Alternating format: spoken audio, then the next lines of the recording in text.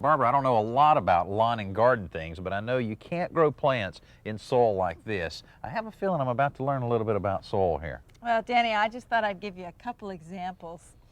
This is what you call clay, and if you grab a handful of it and squeeze really tight, you're going to find when you open your hand, it's just a solid clump. Now this one over here, which is sandy, you know, it's just going to run right straight through your fingers. Whereas this is what we call loam, and loam is a really nice balance of both sand and clay, but also a lot of organic material. Yeah, I can see where plants would like that a lot more, but if you have an area in your yard you're having a hard time growing things, how can you figure out which one of these you may have? Well, it's not a precise science, but you're probably going to dig a hole and fill it with water and just monitor that hole. If the water drains through very, very quickly, then you've probably got sandy soil. If it sits in there for hours and hours, then you've got clay.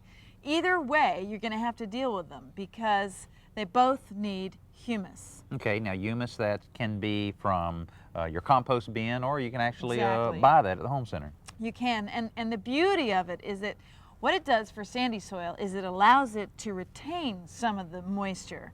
But with the clay, it actually breaks it up and increases its drainage. So any way you cut it, it's a win-win situation. The humus works for both types of soil.